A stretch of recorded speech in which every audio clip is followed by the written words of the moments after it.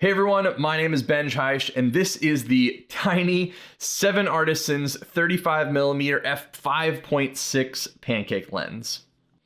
Now, if you've been following my channel for a little bit, you've seen a lot of different 7Artisans, TT-Artisans, lenses that I've been kind of reviewing. This is in 7Artisans When series.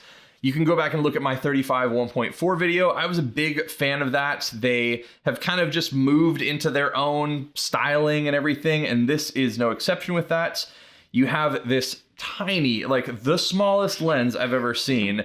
The lens cap, the back cap for this is actually bigger, and so they've given you a tiny little one, but this is the size of the lens. So if you've ever used any other sort of lens, most likely it is much bigger than this.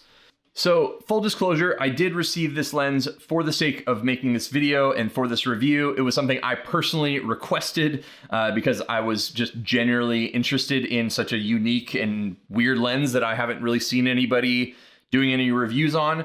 But that being said, Per Gear is a company that sent it to me. I don't know their relationship with 7Artisans other than they obviously are distributing their products and everything like that.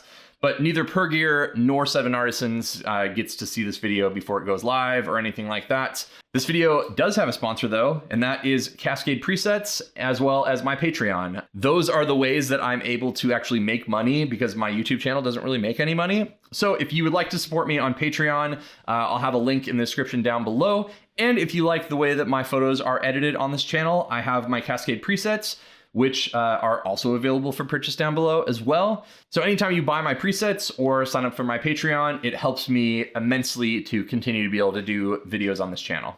So obviously pairing this smallest lens I've ever seen with a small, Leica rangefinder body is a pretty cool, super compact thing. It's definitely not the size of a body cap, so it's going to protrude a little bit further outside of the body than just a regular body cap. But in all normal ways, this fits in the same spots in some of my travel bags and everything else that just a simple body with a body cap and no lens fits on it. So that is kind of the area where I see this lens obviously really excelling.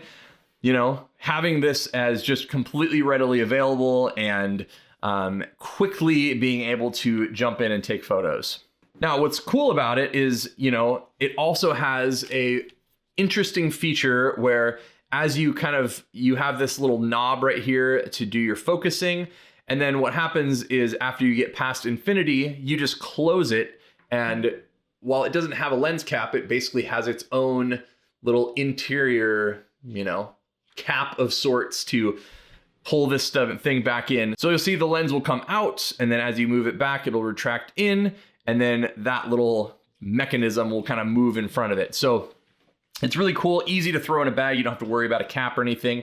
And this can essentially just kind of like replace the body cap for one of your cameras. In use, the center is actually pretty decently sharp. It is a 5.6 lens, so you have a 35mm perspective with a 5.6 lens. And that's not the maximum aperture. It is also the minimum aperture and the maximum. It's like, it is only a 5.6 lens. So you can't shoot this thing at anything lower, like 2.8 or something. And you can't shoot it any higher. You can't shoot it at f8 or f16 or anything like that. You are just stuck at 5.6. And in terms of sharpness, like I said, it is pretty sharp in the middle. Like, it is completely usable, especially for kind of like travel, walk around, street stuff.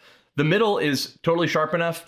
When you go to the corners, the lens is like the size of an iPhone lens or something. It's tiny. When you get to the corners, you'll definitely see a lot of fall off and a lot of just like blurring and kind of garbage stuff. But it does kind of have a really cool vintage feel in that way.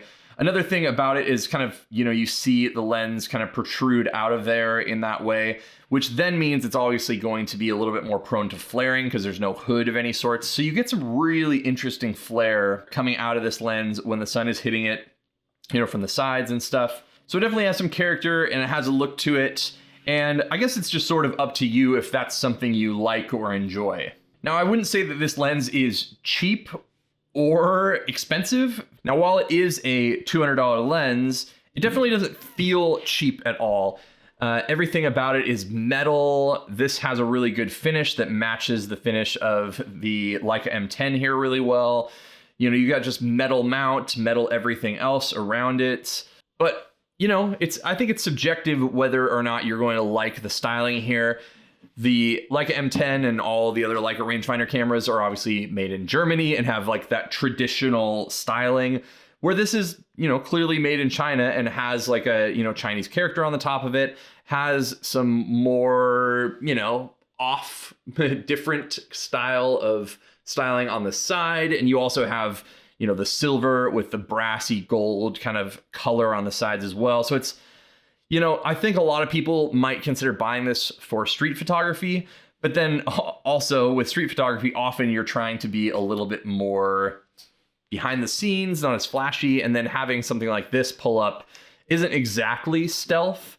So, you know, it would be nice maybe if they came out with a stealth version, but as it is, I actually don't mind the look. I think it looks kind of cool, and is definitely something that's really unique, and I commend 7Artisans for going after something that's a little bit different and not just kind of continually grabbing, you know, other styles that already exist out there.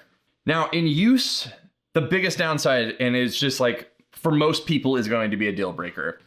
This thing is not rangefinder coupled. So that means that when you pull it up to your face, as you do this, it's not working with the rangefinder. So you literally just have to zone focus it.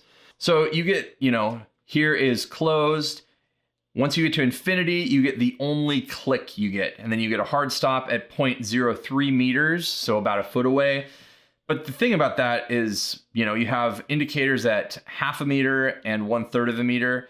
But even in here, it goes from 1/2 meter to infinity. And the only stop you get is at infinity.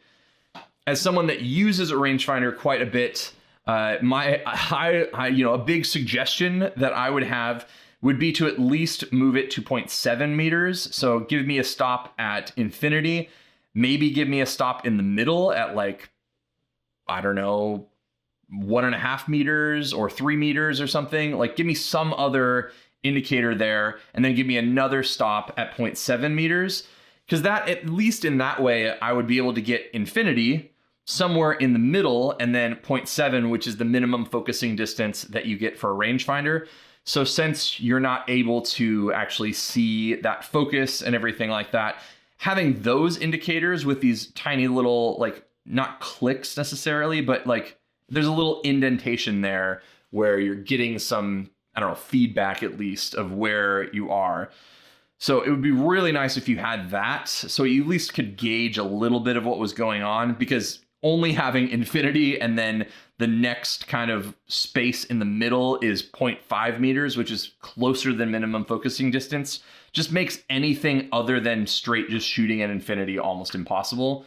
35 millimeters at 5.6, like it sounds like a not very shallow depth of field, but in practice, it doesn't give you that much leeway to just kind of like willy-nilly go out and do that. So huge improvement that could be made was make this a little bit more capable of working on a rangefinder, as this is an M-mount lens and works very traditionally as, you know, an older lens kind of would, with this little focusing tab thing here. The styling, everything like points to being able to use it well with the rangefinder, but in practice, it just doesn't work with the rangefinder. Now, that being said, like, I'm not trying to ask a lot of a lens that's this small and $200, but, you know, just simple improvements that would work towards someone that uses an actual rangefinder would be amazing. I think what would be good for this is if you're just planning on going out and shooting scenes at infinity, you know, either that or using live view to kind of to check your focus and getting, you know, let's say you wanted to shoot something about this far away, you know, you could check your focus on here, get a feel for where it's at, maybe start even marking. Maybe that's what I'll do. Maybe I'll just mark, because, you know, 0.5 and maybe like here. Yeah, so like the camera at that point is in focus. So you can do some zone focusing and figure out, you know, what your depth is. and then maybe just make a marking or something like that so you know as you're shooting what you're expecting to be in focus and what you're not expecting to be in focus. But as it is right now, I plan on using this lens as something I just toss in my bag in one of like the lens pouches because it's small enough that it can fit in the lens pouch, and then simply just pulling it out, shooting everything at infinity for like establishing shots or when I'm traveling and I, take a photo out the window of a plane or something like that. Anything that I'm fine with using the 35mm perspective at infinity, like this is a really cool lens where you don't have to worry about A, getting scratched, or B, getting messed up because you have this little closure here and, it's $200. But anything else that you need any sort of closer focus, this just isn't really a good lens and doesn't work in that way unless you want to use the EVF of some sort. So overall, would I recommend this lens for someone that loves the rangefinder and relies on that at all? No, I definitely wouldn't. If you're okay with 35mm at 5.6 and you're either down to zone focus or just shoot everything at an infinity, yeah, it's fun. Obviously, it more than passes my Leica balance test because it can stay very flat. It's super small. Again, it fits in bags. I'll definitely keep it on and travel with it and everything like that. But I do think some sort of Mark II version of this lens would be very, very good. Just having either finding a way to rangefinder couple this, which would be the preferred method, or at least some other kind of stops within this would make it far more useful for someone like me. So thanks so much for watching. If you are interested in more 7Artisan lenses or this lens in particular, I'll put links to a few in the description down below, as well as you can check out videos here and here where I discuss more Leica M-mount lenses from my incredibly expensive Summicron and Summilux lenses to more 7Artisan lenses like this one. So thanks again, and I will see you on the next one.